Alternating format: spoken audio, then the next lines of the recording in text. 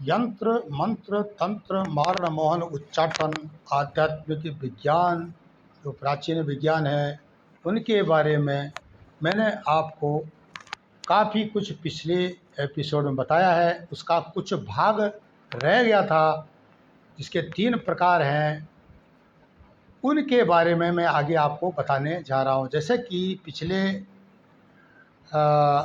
Episode में मैंने आपको कहा था कि कुछ चीज़ें जो कि हम कर सकते हैं आध्यात्मिक तरीके से, उनको किस प्रकार से किया जाता है या क्या होता है, तो इस पर मैंने काफ़ी कुछ बताने का आपको प्रयास किया था।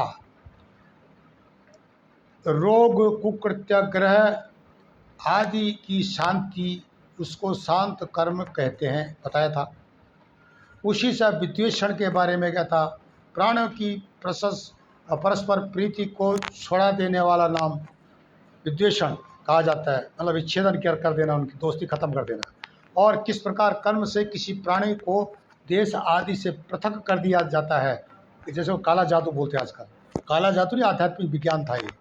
उसको उच्चाटन प्रयोग कहते हैं। तथा जिस प्रकार कर्म से प्राण हरण किए जाते हैं उसको मारण कहते हैं। मारना कि मतलब उसको बिना गोली चलाए मार देना, मारना। अब क्या होता है कि अब जो मैंने आपको 6 प्रकार के बताए पिछले एपिसोड में, इसके अलावा 3 और रह गए थे। उसमें से 7वां तंत्र के प्रतीक, त्रिकोण से बनाए गए स्टार के बीच वास्तविक या ओम का चिन्ह, हाथों में लगाई जाने वाली मेहंदी, आंगन द्वारों पर चित्र की जाने वाली अल्पना, बालक के संध्या काल पैदा होने पर लगाए जाने वाले स्वस्तिक और डलिया की आकृति, दीपावली और अन्य त्योहारों पर सजाई जाने वाली रंगोली आदि तंत्र के प्रतीक है। हालांकि तंत्र के और अनेक प्रतीक हैं, जैसे योग की कुछ मुद्राएं, क्रियाएं आदि भी होती है।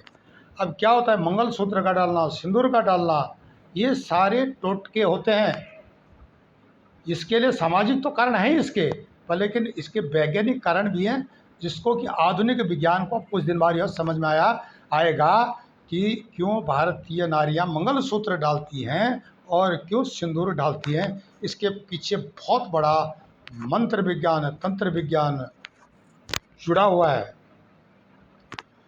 अब तांत्रिक मंत्र के बारे में बताऊंगा कि यह मुख्यतः 3 प्रकार के मंत्र होते हैं: वैदिक मंत्र, तांत्रिक मंत्र और साबर मंत्र। तांत्रिकों के बीज मंत्रों में हीम, क्लीम, श्रीम, ऐम, क्रूम आदि तरह के अक्षरों का उपयोग आपने सुना होगा।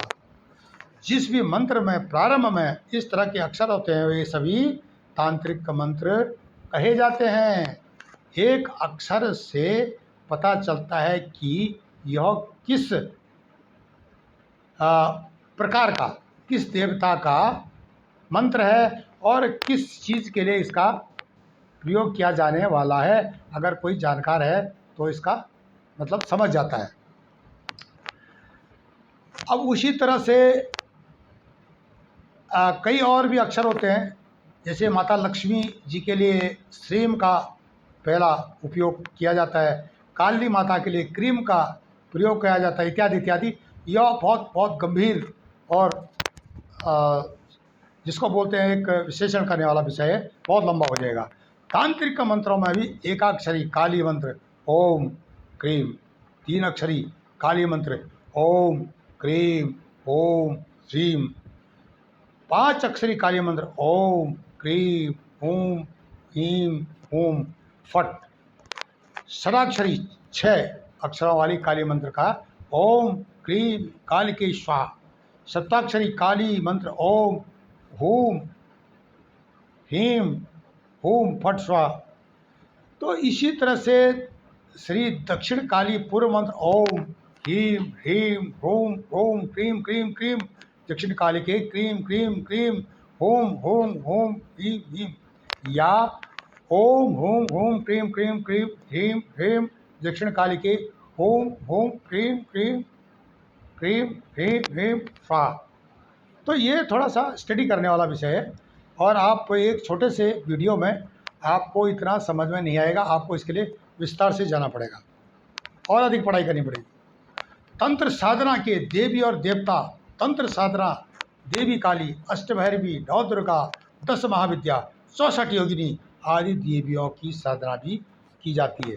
बहुत ज़्यादा स्टडी होती है। अब कोई ये सोचे कि बाकी विषयों में बहुत पढ़ाई है, इसमें तो बाकी विद्याओं से भी ज़्यादा पढ़ाई है तंत्र साधना में। इसी तरह देवताओं में बटुक भैरव, काल भैरव, नाग महाराज की साधना की जाती है। उक्त की साधना को छोड़कर जो लोग दक्षिण पिशाचिनी, अप्सरा, वीर साधना, गंधर्व साधना, किन्नर साधना, नायक नायिका साधना, डाकिनी, शाकिनी, विद्याधर, सिद्ध, दैत्य, दानव, राक्षस, गुयक, भूत, बेताल, अघोर आदि की साधनाएं निषेध है। तो ये निषेध क्यों है, इसके पीछे कारण है। कैसे करें तांत्रिक साधना? सबसे पहली बात तो यह है कि आप को क्यों तंत्र साधना करनी है, क्यों करना चाहते हैं आप। जब आपका यह क्यों स्पष्ट हो जाए तब आप उक्त साधना को संबंधित किताबों का अध्ययन करें। किताबों का अध्ययन करने के बाद आप किसी योग्य तंत्र साधना साधक को, जो साधन को खोजें, योग्य तंत्र साधन को खोजें। आप संभवतः जो आपको हिंदू धर्म के सन्यासी समाज के जो 13 अखाड़े हैं उसमें मिल सकते हैं।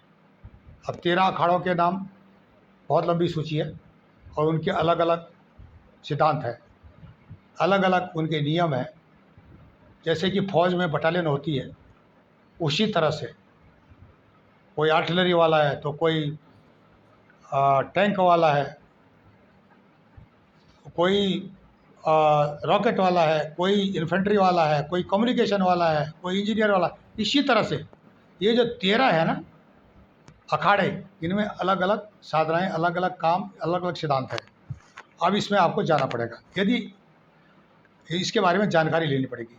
यदि कोई योग्य साधक को मिल जाता है तो उसके पास रहकर ही यह साधना आप सीखें, करें। यदि आप 4 किताबें पढ़कर यह साधना करते हैं तो आप सावधान हो जाइए भाई साहब, क्योंकि इसके बुरे परिणाम भी हो सकते हैं। अर्ध जल गगरी छलकत जाए, अर्थात कहावत है कि आधी विद्या खतरनाक होती है। यदि आपका उद्देश्य इस साधना के माध्यम से किसी का बुरा करना है तब भी आप सावधान हो जाएं, क्योंकि इसके परिणाम भी आपको ही भुगतने पड़ेंगे। कोई इसके परिणाम भोगने नहीं आएगा, आप भोगोगे। तो ये सारी चीज़ें प्राचीन आध्यात्मिक विज्ञान के बारे में मैंने बताई आपको 10 चीज़ें। इनको आप ध्यान से सुने, वीडियोस को, पहले वाले को भी, जिसमें मैंने 6 प्रकार के बताए हैं और फिर 3 प्रकार के इसमें बताए हैं। कॉस्मिक एनर्जी होती है, एक इलेक्ट्रोमैग्नेटिक वेव्स होती है, एक जगह से दूसरी जगह जब ट्रेवल करती हो हवा में, उनकी तो आप पहचान कर सकते हो। आपके पास यंत्र हैं, आधुनिक उपस्कर हैं, मालूम कर सकते हो किस ओर ट्रेवल कर रही हैं, क्या फ्रिक्वेंसी है, ये सारी चीज़ मालूम कर सकते हो। पर लेकिन ये जो कॉस्मिक विज्ञान है, ये आधुनिक विज्ञान की पकड़ से बाहर है, यह आध्यात्मिक विज्ञान की पकड़ में है। और जिस प्रकार मैंने बताया, यह एक कॉस्मिक विज्ञान है जिसको कि आप विद्याओं के द्वारा, प्राचीन आध्यात्मिक विद्याओं के द्वारा क्रियान्वित कर सकते हैं। आपको ई दर्शन के माध्यम से काफ़ी आध्यात्मिक विज्ञान के बारे में बताया जाता है।